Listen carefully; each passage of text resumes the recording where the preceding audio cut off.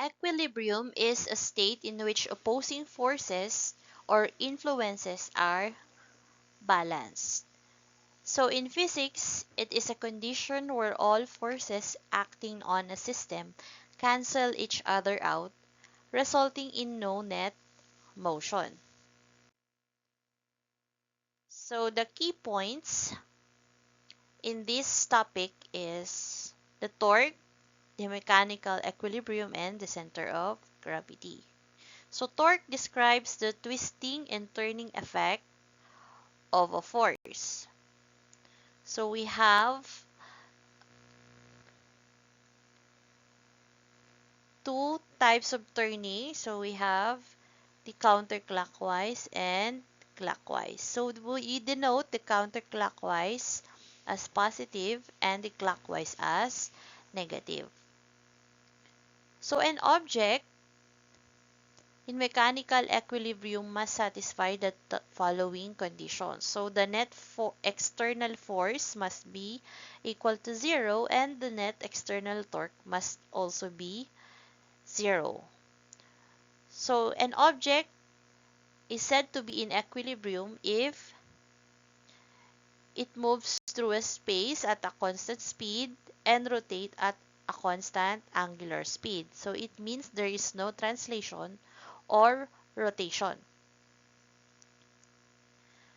So to compute for the torque due to the force of gravity, the object's entire weight can be thought of as concentrated at a single point called the center of gravity. Okay, for example, two children are playing on a merry-go-round. A child A pushes with 450 Newton at a distance of 1.2 meter from the center, while child B pushes in the opposite direction with 320 Newton at a distance of 1.8 meter from the center. Both forces are perpendicularly applied to the edge. So let's find the torque exerted by each child. So the formula for torque is force times perpendicular distance. So we have here, okay, so this is the center. So this is child A, and this is child B. So child A exerts 450 Newton. So this is 1.2 meters. This is 1.8 meters. And this is 320 Newton.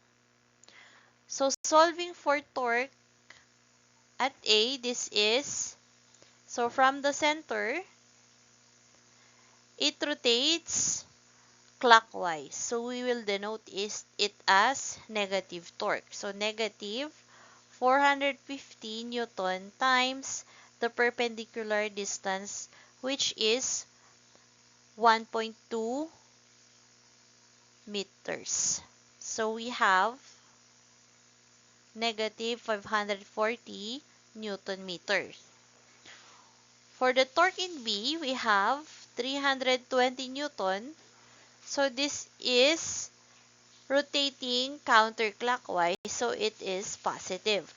So times 1.8 meters.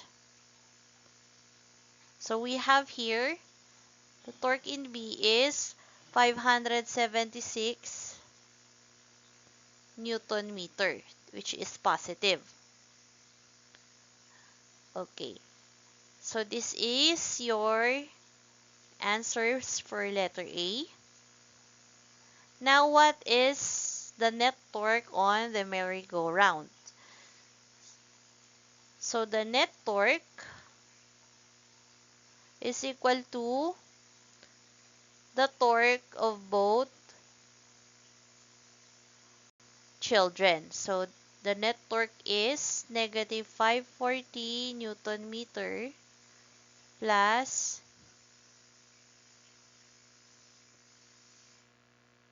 576 Newton meter. So we have the net torque is 36 Newton meter.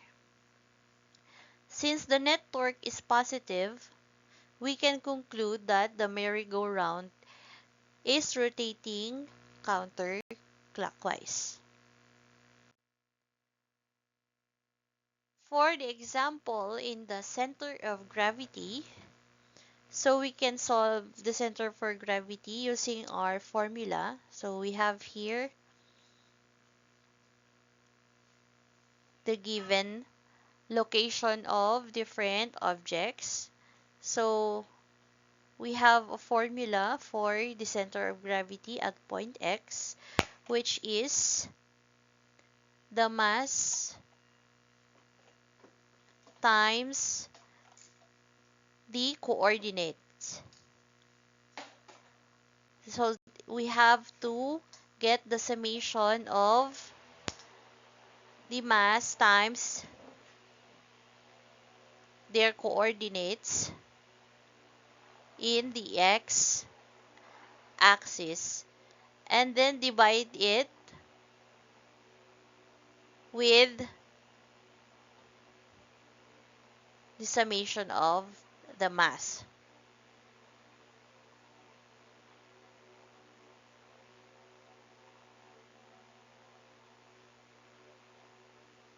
Okay, so let me input this in our calculator.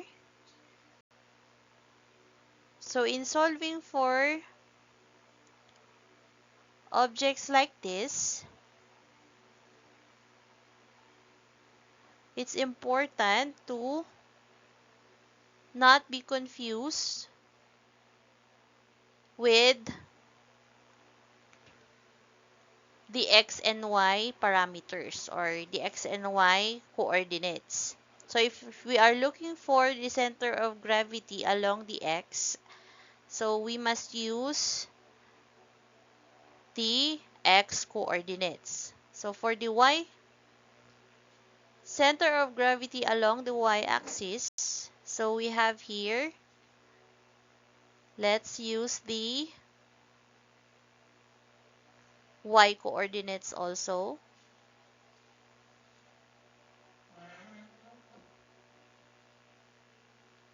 So let me just write the solution.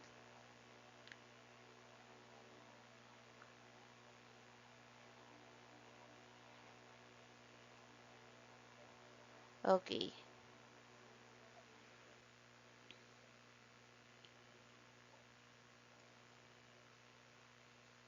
So we have here 1.77 meters. So the center of gravity for this is 3.08 meter and 1.77 meter.